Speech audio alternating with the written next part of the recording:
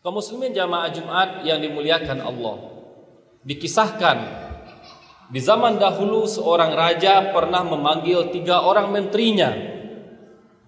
Ketika para menteri sudah berada di hadapan raja, raja memberikan perintah, memberikan instruksi yang agak aneh, tidak seperti biasanya. Kata raja kepada para menteri, "Wahai para menteri, saya sudah siapkan untuk masing-masing kalian sebuah karung. Silakan karung ini kalian ambil dan kalian pergi ke kebun yang ada di belakang istana. Kemudian isilah karung ini sampai penuh dengan apa saja yang ada di kebun belakang istana." Maka berangkatlah ketiga menteri ke kebun yang ada di belakang istana. Menteri pertama adalah menteri yang bekerja penuh dengan dedikasi. Seorang menteri yang cerdas. Dia berpikir, saya harus mengumpulkan hal-hal yang bisa membuat raja senang. Maka dikumpulkanlah oleh menteri pertama berbagai macam jenis buah-buahan yang baik. Dia benar-benar pilih, tidak mau memasukkan ke dalam karung tersebut buah-buahan yang jelek, buah-buahan yang busuk. Ini yang dilakukan oleh menteri yang pertama. Adapun menteri yang kedua, dia juga cerdas, berdedikasi, namun sedikit malas. Dia berpikir, barangkali raja tidak akan memeriksa apa yang saya kumpulkan. Maka menteri kedua mengumpulkan berbagai macam jenis buah-buahan, tapi dia tidak memilah, dia tidak memilih antara buah-buahan yang bagus dengan yang jelek, antara buah-buahan yang baik dengan yang sudah rusak. Dia masukkanlah buah-buahan yang bagus ke dalam karungnya. Dia juga memasukkan buah-buahan yang sudah berulat dan yang sudah rusak. Adapun menteri yang ketiga, dia berpikir bahwa raja menyuruh saya mengisi karung, pasti karung ini bukan diperuntukkan bagi raja. Dia cerdas tapi culas. Maka kata menteri yang ketiga, karena apa yang ada di dalam karung ini nanti bukan diperuntukkan bagi raja, maka saya isi dengan dedaunan. Saya isi dengan sesuatu yang bisa membuat karung ini cepat penuh. Maka diisilah dengan dedaunan, diisilah dengan hal yang bisa membuat karung itu cepat penuh. Setelah selesai, ketiga menteri kembali kepada raja. Kata raja kepada menteri, "Wahai para menteri, saya sudah menyiapkan untuk kalian sebuah kamar. Berbagai fasilitas ada di kamar tersebut, kecuali satu. Makanan tidak disediakan di dalam kamar tersebut. Maka 3 hari ke depan kalian akan saya tempatkan masing-masing di satu kamar. Adapun makanan yang akan kalian makan selama 3 hari berada di kamar adalah segala sesuatu yang sudah kalian kumpulkan dari belakang kebun istana." Maka yang paling beruntung tentu adalah menteri pertama yang sengaja mengumpulkan buah-buahan yang baik. Dan yang cukup beruntung adalah menteri kedua, karena ada buah-buahan yang bagus, ada yang tidak bagus. Dan yang paling merugi adalah menteri ketiga yang hanya mengumpulkan dedaunan, yang hanya mengumpulkan buah-buahan yang sudah busuk. Kaum muslimin jamaah Jumat yang dimuliakan oleh Allah, kehidupan kita di dunia tidak ubahnya seperti 3 menteri yang disuruh oleh raja untuk mengumpulkan berbagai hal di kebun yang ada di belakang istana. Maka ketika kita hidup di dunia, semua kita bebas, punya kebebasan. Kita bisa melakukan amal-amal yang baik seperti yang dilakukan oleh menteri pertama. Semua kita bebas, bisa melakukan yang baik, bisa melakukan yang jelek, bisa melakukan hal yang mendatangkan pahala, bisa melakukan hal yang mendatangkan dosa, seperti menteri kedua. Dan juga bisa seperti menteri ketiga, tidak ada melakukan kebaikan satupun. Namun satu hal yang perlu kita ingat, Allah berikan kepada kita kebebasan, bebas melakukan ketaatan, bebas melakukan kebaikan, bebas melakukan dosa. Allah berikan kebebasan. Yang penting dan perlu kita ingat, satu-satunya yang akan bermanfaat, satu-satunya yang kita bawa ke kubur dan bermanfaat bagi kita tentu adalah amal soleh kita. Ketika ketiga menteri ini dikurung dalam satu kamar, yang paling merasakan manfaatnya adalah menteri pertama, karena yang dikumpulkan adalah buah-buahan yang baik. Ketika nanti kita berada di dalam kubur, yang paling membantu kita, yang paling bermanfaat bagi kita adalah amal-amal soleh yang kita lakukan selama di dunia. Meskipun Allah berikan kebebasan kepada kita untuk beramal, untuk melakukan apapun, tetapi harus kita ingat, yang bermanfaat, yang akan berguna setelah kita meninggal dunia adalah amal soleh, adalah ketaatan. Dosa dan maksiat, perbuatan jahat hanya akan merugikan kita. Kaum muslimin jamaah Jumat yang dimuliakan oleh Allah, karena amal soleh ini begitu penting, ketaatan ini begitu penting, kita juga harus hati-hati. Kita juga harus menjaga amal soleh kita, agar kita tidak capek-capek beramal, tetapi amal ini tidak bisa kita nikmati. Karena bisa jadi ada orang-orang yang melakukan amal soleh, melakukan ketaatan, melakukan kebaikan, namun di sisi yang lain mereka mengerjakan hal-hal yang bisa membuat pahala kebaikan mereka gugur. Kebaikan ketaatan dilakukan, tetapi ada perbuatan, ada pekerjaan, ada aktivitas, ada perkataan yang membuat kebaikan dan ketaatan kita nilai pahalanya hilang dan hanya mendapatkan nilai 0. Di antara perbuatan-perbuatan yang benar-benar harus kita hindari agar amal ibadah kita tidak gugur, yang pertama adalah perbuatan syirik. Dalam surat Az-Zumar Allah berfirman, "Walaqad uhiya ilaika wa ilal ladzina min qablik la in asyrakta la yahbatanna 'amaluka wa la takunanna minal khasirin." Kata Allah kepada Nabi sallallahu alaihi wasallam, sungguh telah diwahyukan kepada engkau wahai Muhammad dan nabi-nabi sebelum engkau, la in asyrakta la yahbatanna 'amaluk. Jika engkau berbuat syirik, jika engkau mempersekutukan Allah, jika engkau meyakini ada yang lebih besar daripada Allah, maka amal-amal engkau gugur, tidak bernilai, wala takunanna minal khasirin, dan engkau pasti akan menjadi orang-orang yang merugi.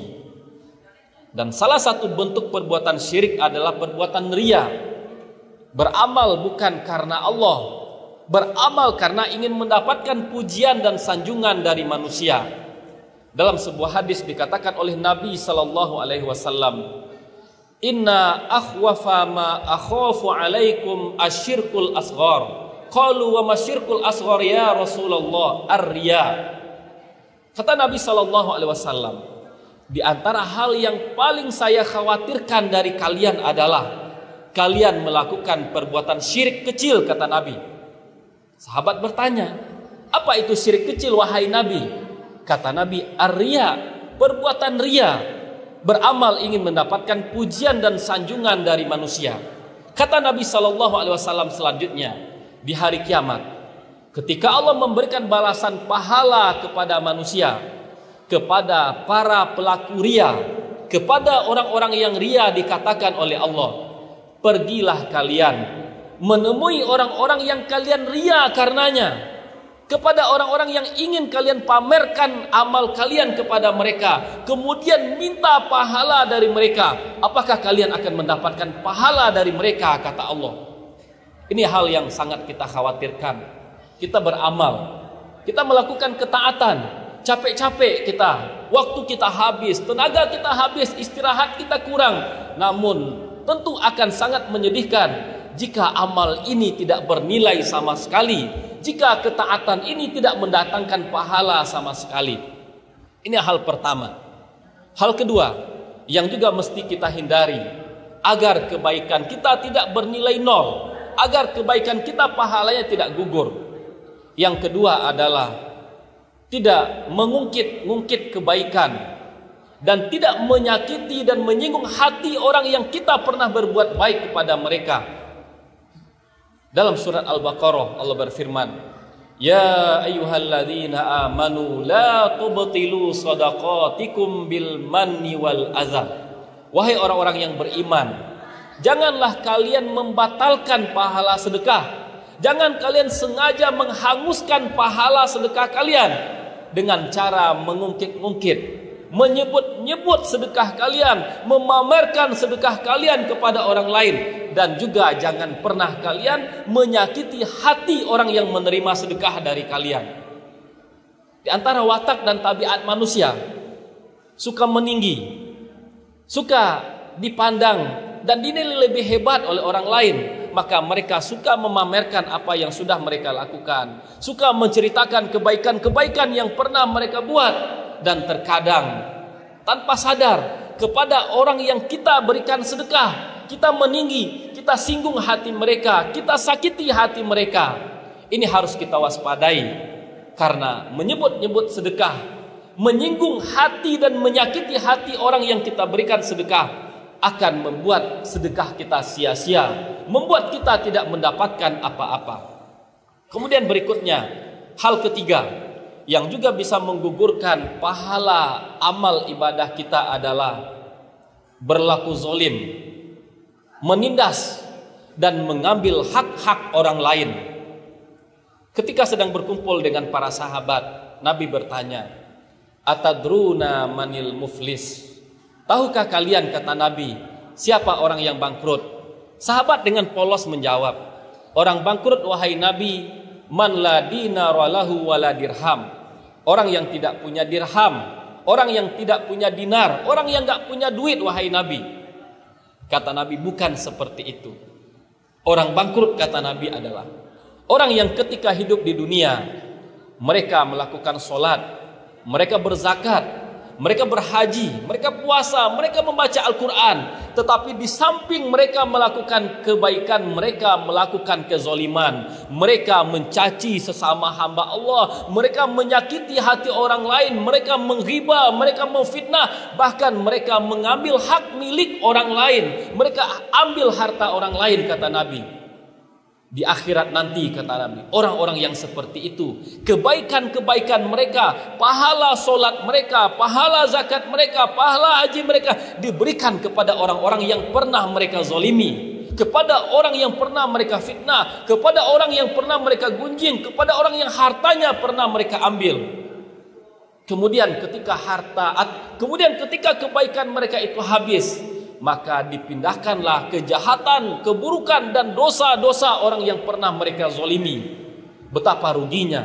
Semua kebaikan yang dilakukan dipindahkan kepada orang lain, sementara dosa-dosa dan keburukan orang lain dipindahkan kepada kita. Rugi kuadrat. Kebaikan kita dipindahkan kepada orang lain, keburukan mereka ditransfer kepada kita. Ini hal ketiga yang bisa menggugurkan pahala kebaikan. Hal keempat yang juga bisa menggugurkan pahala kebaikan dan ketaatan adalah melakukan dosa di saat berkhalwat, melakukan dosa di saat sendiri.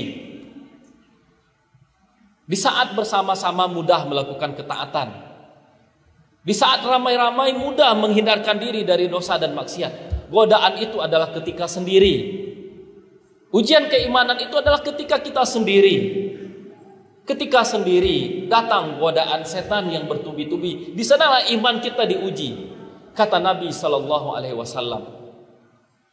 aku benar-benar tahu ada segolongan dari umatku, kata Nabi, yang nanti dia datang ke hari kiamat membawa pahala sebesar gunung Tihama, tetapi pahala itu dijadikan oleh Allah seperti debu beterbangan, tidak punya nilai sedikit pun. Sahabat Sauban bertanya kepada Nabi, kenapa bisa seperti itu Nabi? Tolong jelaskan kepada kami apa sifat-sifat mereka agar kami tidak melakukan hal tersebut. Apa kata Nabi kepada Sauban? Mereka adalah orang-orang seperti kalian. Mereka rajin melakukan ketaatan, mereka juga sholat, mereka juga berpuasa, mereka juga bertahajud tengah malam. Tetapi kesalahan mereka, kata Nabi, di saat mereka sendiri, di saat tidak ada orang melihat, mereka justru melakukan hal-hal yang haram. Di saat sendiri mereka melakukan perbuatan dosa. Pahala kebaikan mereka sebesar gunung Tihama, tetapi di hari akhir dijadikan seperti debu beterbangan, karena ketaatan yang dilakukan di saat bersama, namun di saat sendiri dia melakukan dosa. Hal terakhir yang juga bisa menggugurkan pahala amal adalah bermusuhan, saling benci kepada sesama muslim. Dalam hadis disebutkan oleh Nabi sallallahu alaihi wasallam, tuftahu abwabul jannah yaumal isnan wal khamis wa yughfar likulli abdin illa may yusyriku billah wa yughfar likulli abdin la yusyriku billahi syai'an illa rajulan bainahu wa baina akhihi syahna. Kata Nabi sallallahu alaihi wasallam, dibuka pintu surga setiap hari Senin dan Kamis, dan pada hari Senin dan Kamis diberikan ampunan kepada setiap hamba yang tidak berbuat syirik, yang tidak mempersekutukan Allah, kecuali seorang laki-laki atau seorang perempuan yang antara dia dan saudaranya ada permusuhan, yang seseorang benci kepada saudaranya, yang seseorang memusuhi saudaranya. Kata Allah kepada malaikat, anziru hatta yastaliha, tunggu berikan ampunan untuk dua orang ini, tunggu berikan ampunan untuk dua orang ini, lihat sampai mereka mau berdamai, sampai mereka mau berbaikan, tunggu sampai mereka saling memaafkan. Kaum muslimin jamaah Jumat yang dimuliakan oleh Allah, amal ibadah kita sangat penting, ketaatan kita sangat penting, karena itu yang akan bermanfaat di kubur kita, karena itu yang akan bermanfaat di akhirat kita. Dan kita harus hati-hati, jangan sampai pahala ketaatan, pahala kebaikan, tenaga kita habis, waktu kita habis, duit kita habis, cuman karena beberapa hal yang kita sebutkan tadi. Amal ketaatan kita gugur, amal ketaatan kita tidak bernilai, amal ketaatan kita seperti debu yang berterbangan. Aqulu qouli hadza astaghfirullah li wa lakum lisairil muslimin wal muslimat fa'tabiru ya ulil absar la'allakum turhamun.